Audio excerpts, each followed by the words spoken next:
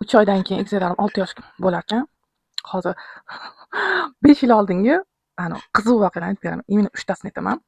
3-o'ringa menga to'g'risi g'alati tuyulardi. O'shaning uchun 3-o'ringa rasmga tushib oling deyishganini qo'yaman. Именно kichkina bo'lishganda bizani kolyaska uzun edi. Hozir rasm qo'yib qo'yaman. O'sha kolyaska bilan ko'p rasmga tushib oling deyishgan. Mayli bolalar qiziq desam, bolalar ko'rinmaydi.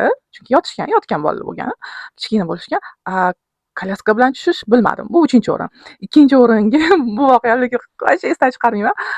Kiyim ko'p so'rashardi. Niyat qilib olib qo'yaman, kiyim bering deyishardi.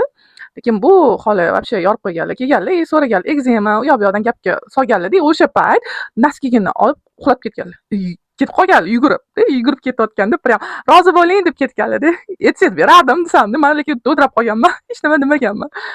Birinchi o'ringa lekin bunaqasi man haligacha mana nimaga so'raganman bilmayman. Mayli kiyim so'rashligi. Erim tursigan so'rashgan. Endi nima qilish mumkin? Savol. Конечно, bermaganman. Xo'p demaysiz, endi вообще нереальный narsa-da. Nima xo'p, bolaning kiyimini niyat qilib qo'yasiz, uni nima qilasiz? Nima deb o'ylaysizlar?